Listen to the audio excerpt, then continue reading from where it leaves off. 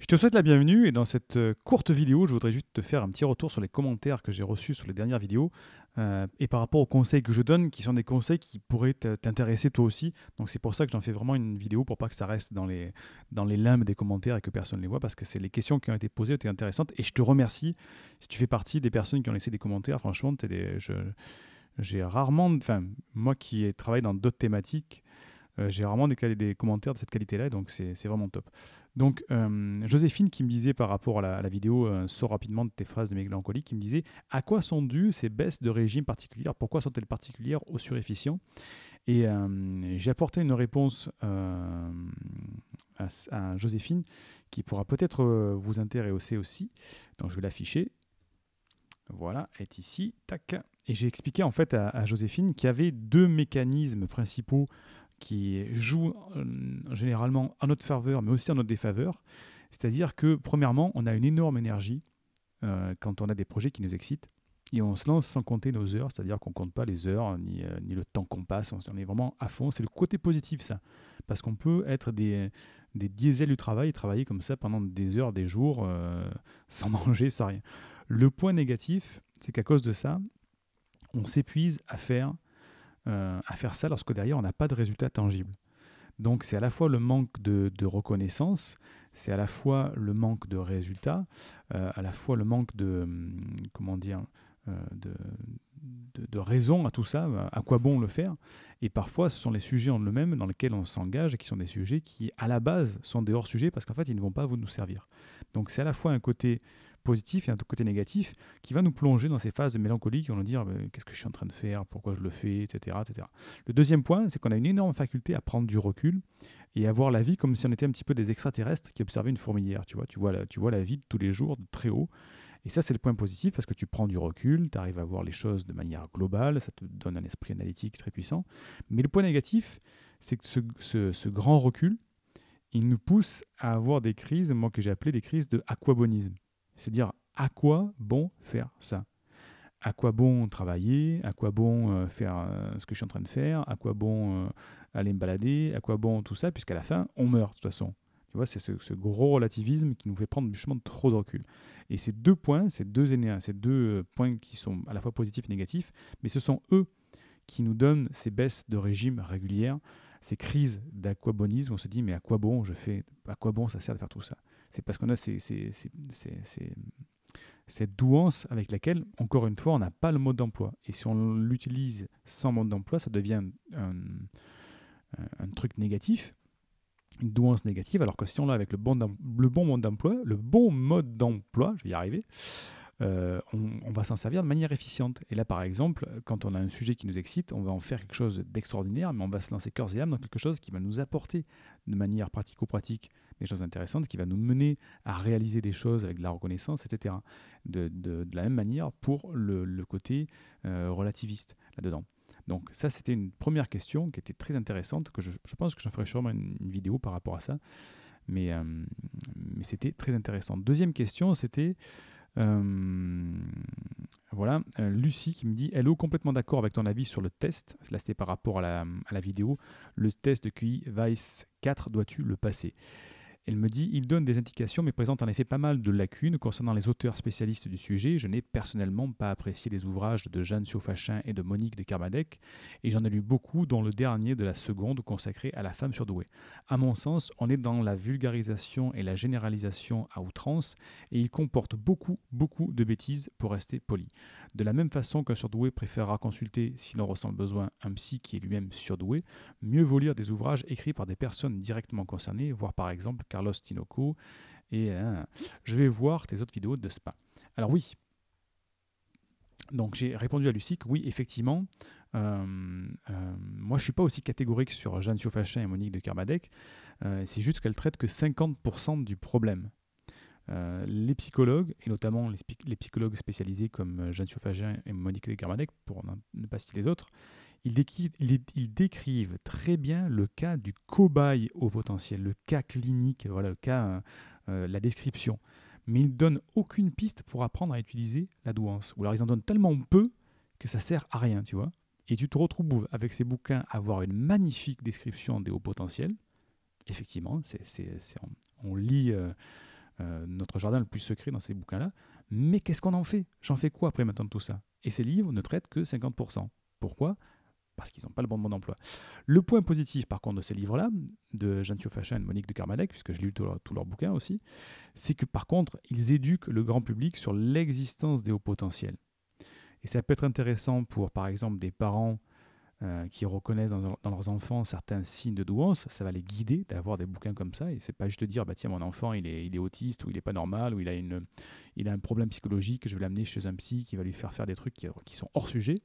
Donc ça va être une sorte d'éducation qui est intéressante pour les parents. Et c'est aussi pour certains hauts potentiels qui, eux, croient être complètement tarés. Alors qu'en fait, ils sont juste HP. Et le fait de lire ces bouquins, ils vont comprendre que y a une piste à explorer dans la douance, justement. Que leur mal-être, que leur souffrance, que leur incompréhension, c'est pas juste parce qu'ils sont totalement fous, mais c'est parce que justement, ils fonctionnent différemment. Donc je ne suis pas aussi catégorique là-dessus, je suis plus mesuré dans le fait que ces livres ont une importance. Mais par contre, je suis d'accord, quelle est l'utilité de ces livres s'ils ne donnent pas de solution? Et c'est là où justement il faut aller plus loin, quand on les a bien sûr ces solutions. Mais malheureusement, pour avoir des vraies solutions, à la fois il faut être au potentiel pour les valider, et puis il faut aussi que ces solutions les apporter des résultats tangibles, concrets, qui existent. D'où la mission que j'expliquais dans une de mes vidéos de justement accompagner les hauts potentiels.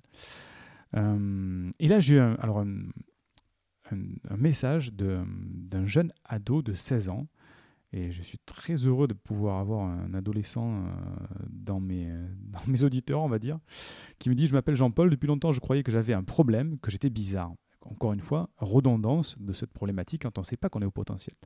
Mais après avoir fait un test de QI rudimentaire dans mon pays, j'ai découvert que j'étais suréfficient. Et l'écoute de vos podcasts explique enfin tout. Mais j'ai une question. Actuellement, je suis au lycée, mais je n'arrive plus à m'adapter à l'école. Je suis très démotivé, je ne vois plus l'utilité de tout ça. J'aimerais bien obtenir une aide de votre part, car j'aimerais réussir brillamment, mais je ne sais pas comment avec tout ça. Merci d'avance. Et là, j'ai répondu à Paul que j'étais heureux d'avoir un internaute qui avait 18 ans. Et je vais vous montrer la réponse complète, puisque là, je n'ai qu'un extrait, voilà. Mais que c'est un sujet qui est extrêmement sensible, parce que là, on touche une personne qui n'est pas majeure. Merci Jean-Paul. Donc je ne peux pas me substituer moi ni à ses parents ni à ses professeurs, et on touche des sujets très sensibles comme l'éducation, l'institution d'éducation, hein. On touche aussi le sujet du rôle des parents, le fonctionnement de la société au sens plus large, et surtout on touche le sentiment de démotivation que ressentent les jeunes HP qui sont mineurs. Donc c'est des cas qu'il faut prendre, il faut vraiment les prendre au cas par cas, parce que tout dépend du système scolaire dans lequel il se trouve, dans quel pays il se trouve, la France, la Suisse, la Belgique, le Canada, de savoir, ou d'autres pays, hein, ou d'autres, c'est pas des pays, parce que c'est des pays francophones, mais c'est d'autres contrées, on va dire. Faut voir aussi le type de parents qui sont là. Est-ce que ce sont des parents qui sont bienveillants? Quel est leur engagement dans tout ça? Est-ce qu'ils s'en foutent totalement ou pas?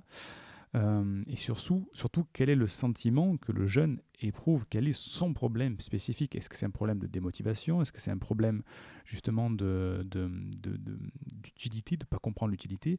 Voilà, il faut vraiment cerner, et chaque cas est spécifique. C'est pour ça que je pense que j'en ferai une vidéo complète sur les jeunes de moins de 18 ans, on va dire, parce que les sujets sont très sensibles. Il faut vraiment tout développer pour avoir les tenants, les aboutissants, et d'essayer de trouver des conclusions par soi-même là-dessus.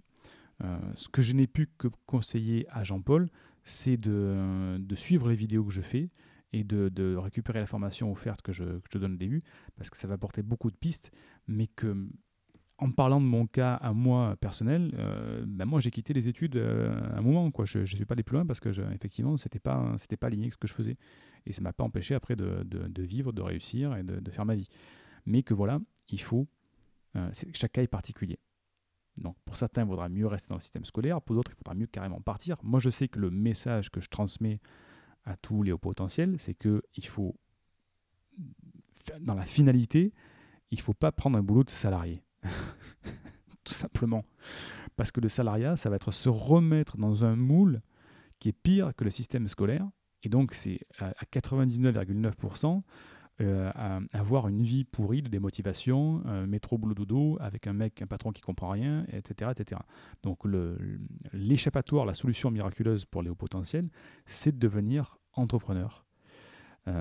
Pour pouvoir justement créer leur mode de fonctionnement, c'est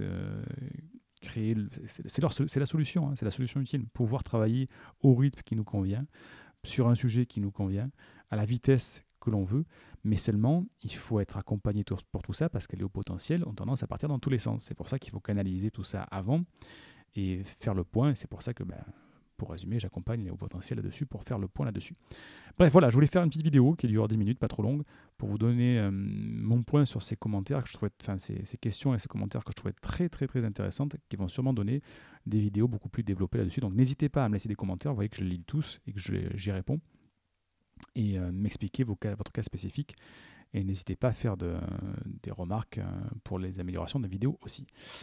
Et puisque je suis quand même un entrepreneur à la base, n'oubliez pas qu'à la fin, sous cette vidéo, vous avez aussi la possibilité, comme je le surligne ici, de m'indiquer à quelle adresse vous envoyez ma première formation offerte dans laquelle je vous explique comment canaliser vos pensées envahissantes. Ce sera déjà une première rencontre pour voir comment je fonctionne et ce que vous pouvez en retirer. Allez, je vous dis à très vite. Bye bye.